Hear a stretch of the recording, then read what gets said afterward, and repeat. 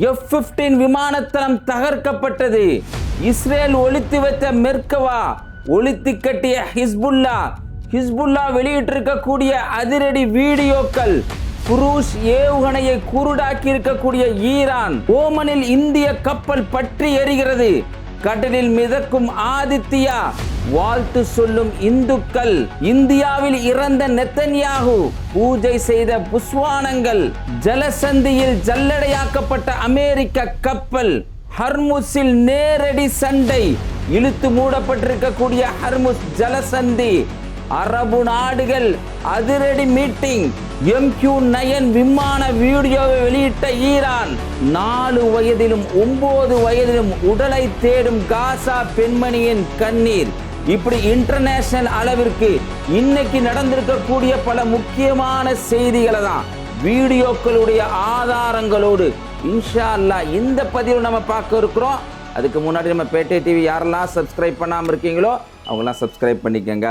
உலகத்திலேயே நாங்கள் தான்ப்பா கொள்ளை அரசு, மன்னிக்கிறேன், அது என்ன சொல்கிறது, வெள்ளை அரசா, அமெரிக்கா கொள்ளை அரசு.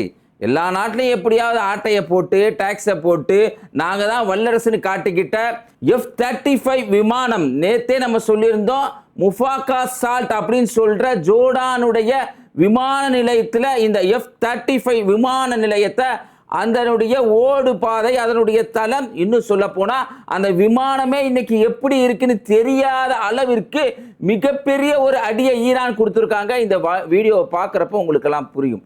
அவ்வளோ பெரிய அடியை இன்னைக்கு அமெரிக்கா வாங்கியிருக்கிறான். தொடர்ந்து இன்னைக்கு பார்த்தீங்கன்னு சொன்னால் ஈரானுக்கு டஃப் கொடுக்கறதுக்காக இன்னைக்கு ஹிஸ்புல்லா அவங்களுடைய தரப்பிலிருந்து வெளியிட்டிருக்கக்கூடிய அதிரடி வீடியோனே சொல்லலாங்க. அதாவது பார்த்தீங்கன்னா அந்த மெர்கவான்னு சொல்கிறப்பே நம்மளுக்கெல்லாம் ஞாபகம் வருது என்னன்னா, அந்த 80 டன் எடையுள்ள அந்த மெர்கவாவை அப்பாவி பாலஸ்தீன மக்கள் மீது ஏற்றி கொண்டாங்க. பச்சை குழந்தை மேலே கூட ஏற்றி கொண்டாங்க. அந்த மெர்கவாவை லெபனானுடைய தெற்கு பகுதியில் கொண்டு போய் ஒளிச்சு வச்சிருக்காங்க நெத்தனியாகு. இந்த ட்ரோன் போகிற காட்சியை பாருங்க. இந்த FPV ட்ரோன் வந்து அப்படியே போகுது. முதல்ல போகிறப்ப அங்கே இருக்கக்கூடிய செல்ஃபோன் டவர் மாதிரி தெரியுது. அந்த இடத்துல போய் அந்த ட்ரோன் பார்க்குற காட்சியை ஹிஸ்புல்லாக்கள் காட்டுறாங்க. அதுக்கு அடுத்தபடியாக எங்கே IDF சோல்ஜர்ஸ் இருக்காங்க அப்படின்னு சொல்லிட்டு அந்த ட்ரோன் அப்படியே தேடி போகுது. எங்கே பார்த்தாலும் அவங்க எல்லாரும் இல்லை, ஏன்னா தண்ணியை போட்டு தூங்கிட்டாங்களா என்னன்னு தெரியல, இல்லை பயந்து ஓடி போயிட்டாங்களா என்னன்னு தெரியல. அப்படியே இந்த FPV ட்ரோன் அப்படியே போகிறப்ப பார்த்தீங்கன்னு சொன்னால் அந்த மெர்கவாவை கிட்டத்தட்ட 80 கோடி ரூபாய்க்கு மேலே உள்ள அந்த மெர்கவாவை வெள்ளை துணியை போட்டு மூடி வச்சிருக்கிறாங்க. வெள்ளை துணியை போட்டு மூடினா தெரியாதுங்கிற மாதிரி இந்த மூதேவி நினைச்சு வச்சிருக்கு. அந்த மெர்கவா டேங்க் மேலேயே இந்த FPV ட்ரோனை நேரடியாக இன்னைக்கு ஹிஸ்புல்லா அடிச்சிருக்காங்க. அதுக்கப்புறம் அவங்க கொடுத்துருக்கூடிய வீடியோ தான் ஈரானுடைய அடியா இருக்கக்கூடிய அந்த குரூஸ் ஏவுகணையை மிஞ்சக்கூடிய அளவுக்கு ஹிஸ்புல்லா இன்னைக்கு கொடுத்துருக்கூடிய இன்னொரு விமான ட்ரோன். அதை பார்த்தீங்கன்னா சின்ன விமானம் மாதிரி இருக்கு. இந்த வீடியோ பார்க்குறப்ப உங்களுக்கு தெரியும்.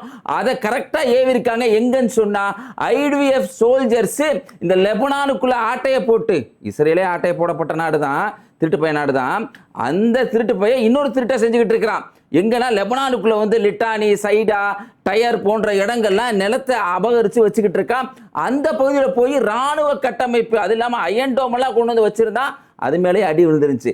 இன்னைக்கு அந்த பகுதியில் இந்த சின்ன விமானம் மாதிரி இருக்க ட்ரோனை வச்சு இன்னைக்கு ஹிஸ்புல்லாக்கள் அடிச்சிருக்காங்க. அந்த வீடியோ பதிலுக்கு போட்டிக்கு பாருங்க. ஈரான் அடிச்சிருக்கக்கூடிய ஏவுகணை இது சாதாரண ஏவுகணை இல்லை, அமெரிக்காவினுடைய குரூஸ் மிசில்ஸ். எப்படிப்பட்டதுனா இது இன்னைக்கு ஃபத்தா இது மாதிரி இருக்கிறதும், ஹைப்பர்சோனிக் அது மாதிரி இருக்கக்கூடிய மிசில்ஸ்லாம் இந்த வான்வெளி மண்டலத்துக்கு போய், அதாவது விண்வெளியினுடைய மேற்பரப்புக்கு போயிட்டு அப்படியே கீழே வேகமாக வந்து அதனுடைய கரெக்டான இலக்கை அடைஞ்சு தாக்குமாங்க.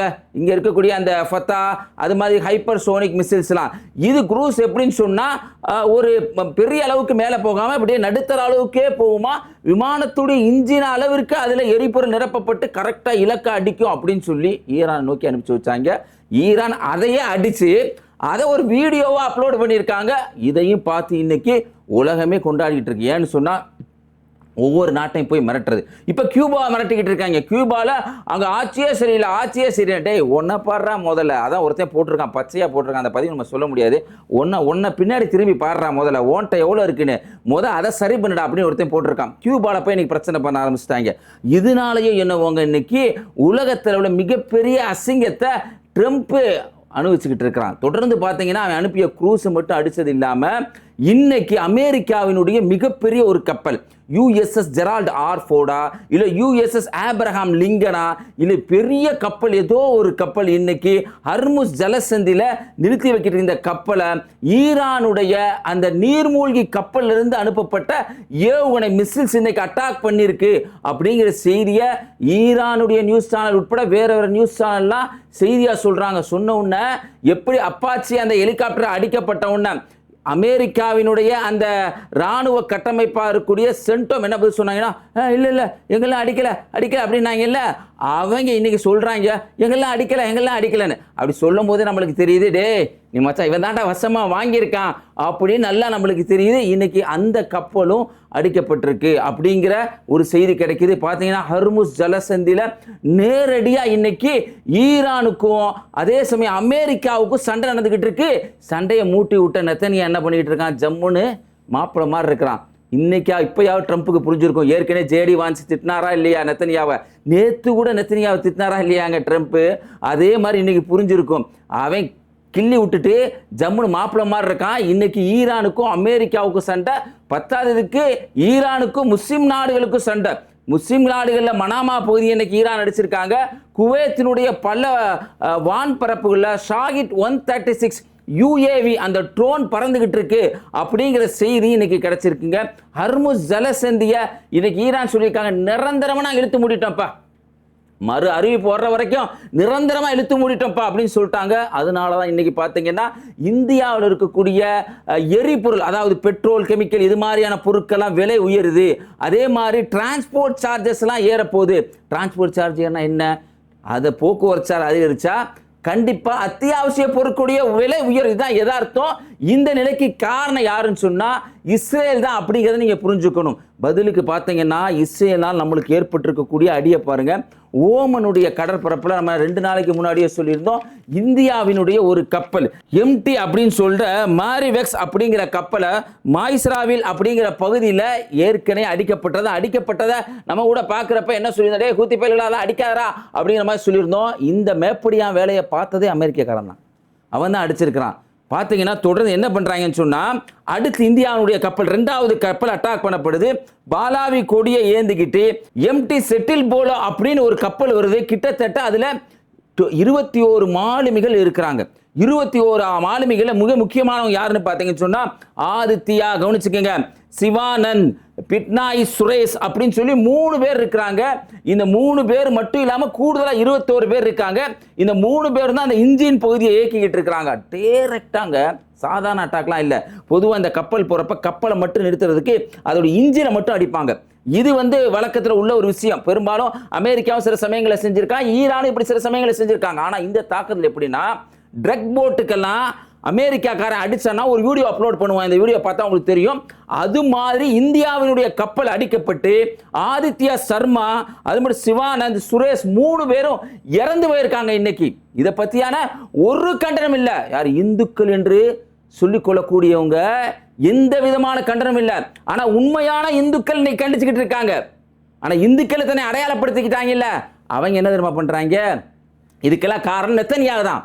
ஆனால் என்ன பண்ணுறாங்கன்னா நெத்தனியாவுக்கு பொட்டு வச்சுட்டு பூஜை பண்ணுறாங்க. அதை பார்த்தா அந்த செத்து போயிட்டான் அப்படின்னு பல பேர் நினச்சா அது இல்லையா, நல்லா வாழணும் அப்படின்னு சொல்லி ஒரு பூஜையான புஸ்வானத்தை நடத்திக்கிட்டு இருக்காங்கன்னு சொல்லி இன்னைக்கு இந்து மக்களை காரி துப்பிக்கிட்டு இருக்காங்க. இவனால இவ்வளோ பிரச்சனை ஏற்பட்டு நம்ம மாலுமிகள்லாம் இறந்து போயிருக்காங்க.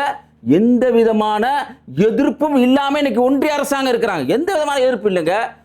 இன்னைக்கு என்னன்னா உடனே கூப்பிட்டு நாங்கள் எல்லா நாட்டினுடைய முதலமைச்சரையும் கூப்பிட்டு அந்த நாட்டினுடைய உள்கட்டமைப்பை சரி பண்ண போறோம், நிதியை பங்கிட்டு கொடுக்க போறோம் அப்படின்னு பேசிக்கிட்டு இருக்க இந்த சமயத்துல தான் பிரதமர் மோடி அவர்கள் ஒரு வாயை கூட திறக்கல. அமெரிக்காவுடைய தளபதியை கூப்பிட்டீங்க அப்படின்லாம் செய்தி வருது. கூப்பிட்டு என்ன பேசுறீங்க, அடிச்ச சரிதான் அப்படிங்கிற மாதிரி பேசுனீங்களா அப்படின்னு இன்னைக்கு கேள்வியா கேட்டுக்கிட்டு இருக்காங்க. ஏன்னு சொன்னா 2 நாளைக்கு முன்னாடி பிரிக்ஸ் மாநாடு நடந்துச்சு. அதுல சீனா கலந்துட்டாங்க, ரஷ்யா கலந்துட்டாங்க, இந்தியா, இப்படி மத்திய ஆசியாவில் இருக்கக்கூடிய எல்லாருமே, ஆசியா கண்டதுக்கு எல்லாருமே போய் கலந்துக்கிட்டாங்க.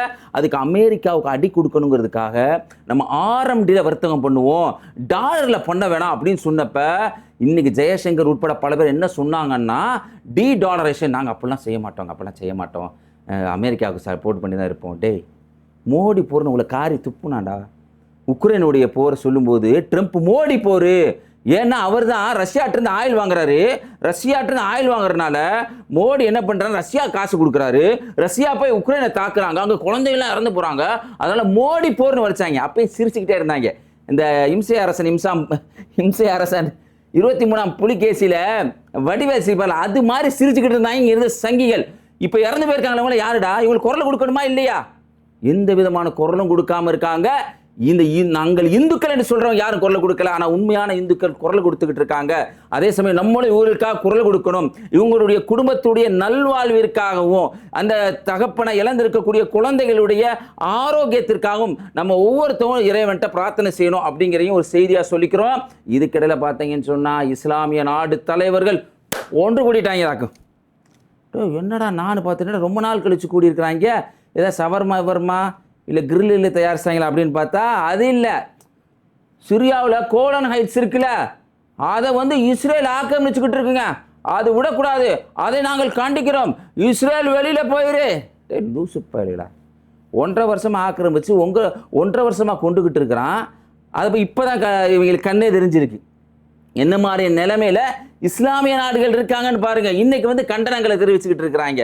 இப்படிப்பட்ட நிலை ஏற்பட்டிருக்குங்க. ட்ரம்ப் பேசியிருக்க வார்த்தை இன்னொரு வார்த்தை தாங்க ரொம்பவே இன்னைக்கு முஸ்லிம்கள் மத்தியில் மிகப்பெரிய ஒரு வெறுப்பு அலையை ஏற்படுத்தி இருக்கு. என்னன்னு சொன்னா, ஈரானை தாக்க போறோம், நேத்தெல்லாம் ஈரானை தாக்க போறோம்னு சொல்லிட்டு ஈரானுடைய பல பகுதிகள் அடிச்சாங்க. அதெல்லாம் மறுக்கவே முடியாது. ஒவ்வொரு வீடியோக்குள்ள நம்ம சொல்லிட்டு வர்றோம், ஈரானுடைய பல பகுதிகள் தாக்குதலுக்கு உள்ளாக்கப்பட்டது அப்படிங்கிறது தான் உண்மையான செய்தி. நேற்று பார்த்தீங்கன்னா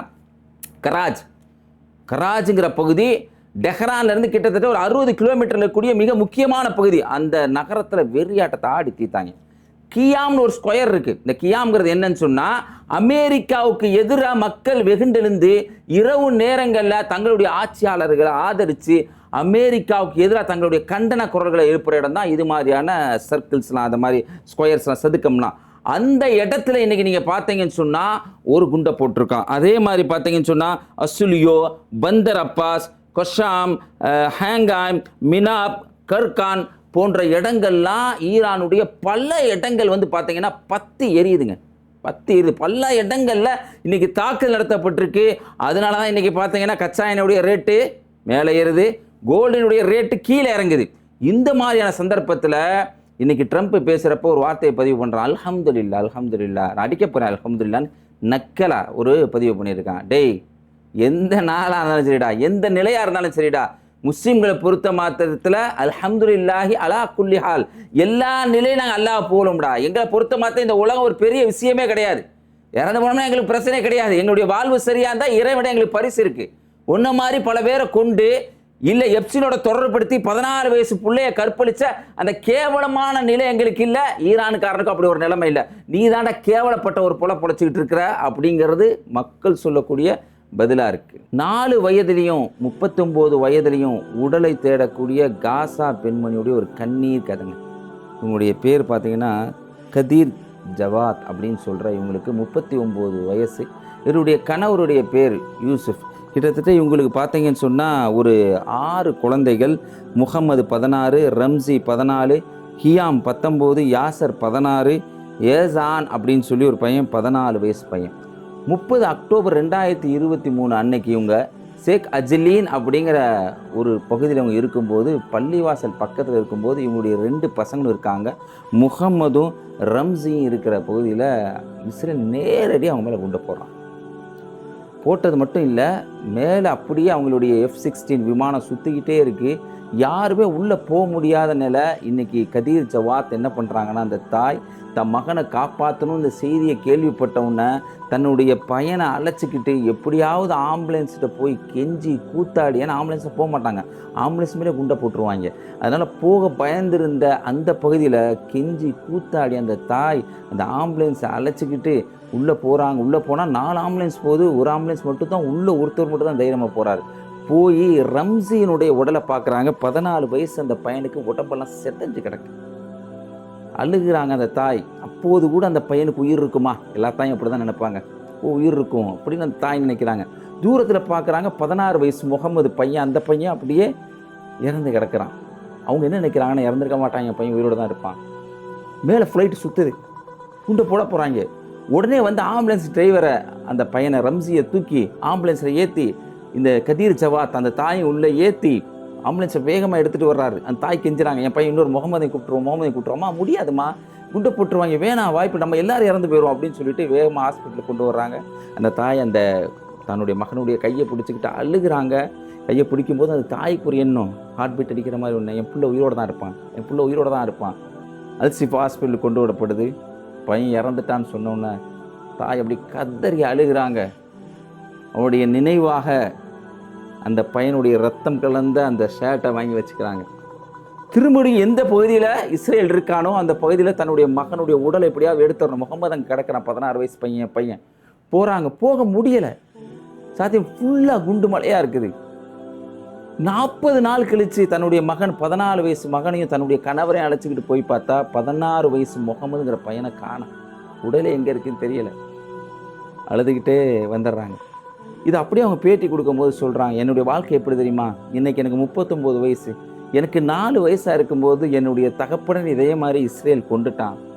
அவருடைய உடலை நாங்கள் குடும்பமாக தேடணும், அவரை புதைச்சி கல்லறையில் அந்த இடத்துக்கு போய் அவரை நினைவு கூர்ந்து அவருக்காக பிரார்த்தனை செய்யணுங்கிறதுக்காக கடைசி வரைக்கும் என் தகப்பனாருடைய உடல் கிடைக்கவே இல்லை. அதே மாதிரி என்னுடைய மகனுடைய உடலும் இன்னைக்கு கிடைக்கல.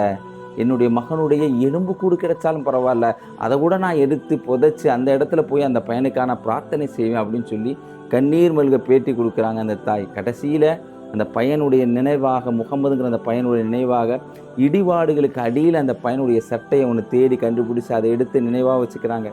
இன்னொரு மகன் ரம்சியோடைய நினைவாக ரத்தம் படிஞ்ச அந்த சட்டையை எடுத்து வச்சுக்கிறாங்க.